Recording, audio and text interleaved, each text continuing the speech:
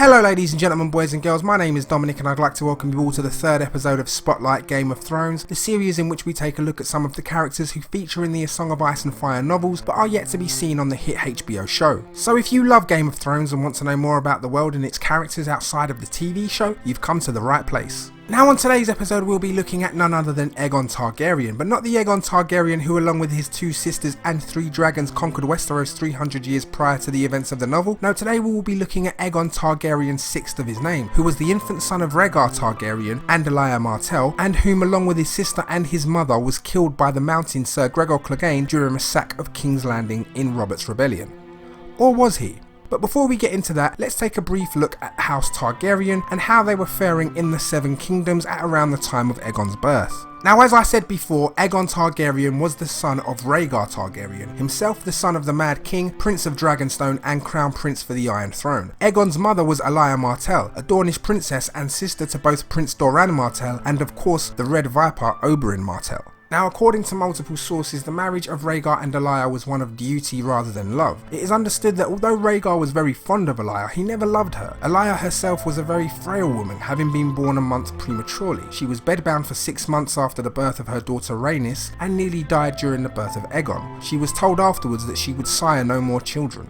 Now around 281 AC, which stands for After Conquest, Rhaegar Targaryen crowned Lyanna Stark as the Queen of Love and Beauty at the Great Tourney at Harrenhal, rather than his own wife, Elia. These events set in motion not only Robert's Rebellion, but the downfall of the Targaryen dynasty. This was also around the time of the birth of Rhaegar's son Aegon Targaryen.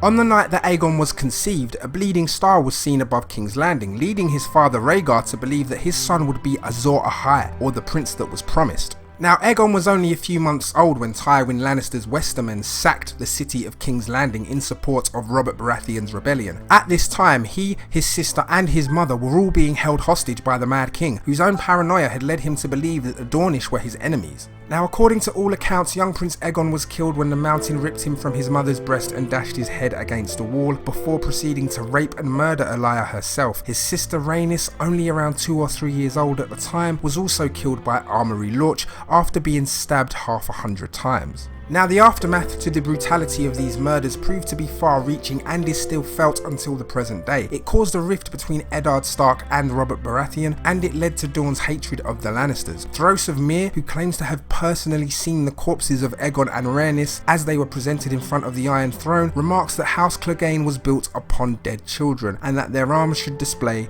2 bloody infants. Or maybe just one. You see, after murdering his father Tywin, Tyrion Lannister flees Westeros across the Narrow Sea, where he finds himself aboard a ship called the Shire Maid and working with a man called Griff, who is in fact secretly Jon Connington, a former Westerosi lord and close friend to Rhaegar Targaryen, who had his lands and titles stripped from him and now lives in exile.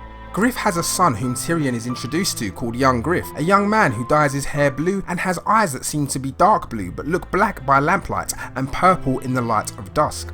Now through gathering information, Tyrion deduces that young Griff is in fact Prince Aegon Targaryen, and that the infant that was killed by the mountain was in fact a tanner's infant son that was swapped by Varys, and that the true prince was smuggled safely out of Westeros and across the Narrow Sea, where he would be raised to lead and one day reclaim the Seven Kingdoms. Varys says of the lost prince, Aegon has been shaped for rule before he could walk. He has been trained in arms as befits a knight to be, but that was not the end of his education. He reads and writes, he speaks several tongues, he has studied history and law and poetry. A scepter has instructed him in the mysteries of the faith since he was old enough to understand them. He has lived with fisherfolk, worked with his hands, swum in rivers and mended nets and learned to wash his clothes at need. He can fish and cook and bind up a wound. He knows what it is like to be hungry, to be hunted, to be afraid. Tommen has been taught that kingship is his right. Aegon knows that kingship is his duty, that a king must put his people first and live and rule for them. Although Tyrion has his doubts about Aegon's true identity, when the young man loses a game of Savati to Tyrion, he kicks over the game board and then demands that Tyrion pick up the pieces, leading the diminutive Lannister to think to himself, he may well be Targaryen after all.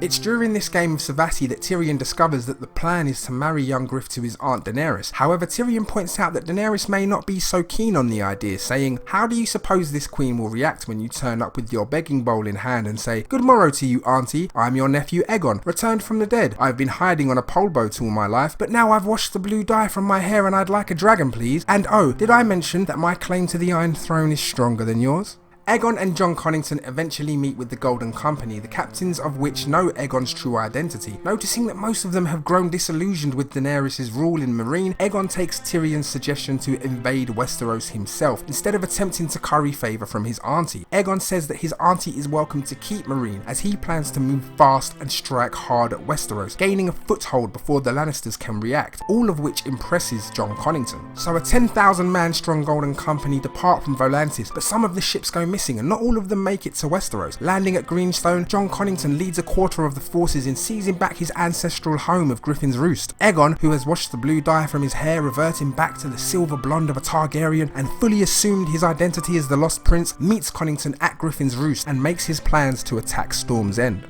Now, there are many theories surrounding Aegon Targaryen VI of his name. Some state that he is an imposter, and others that he is in truth a Blackfyre, an offshoot branch of House Targaryen, thought to have been wiped out. Either way, he will no doubt be one of the more intriguing aspects of the Winds of Winter.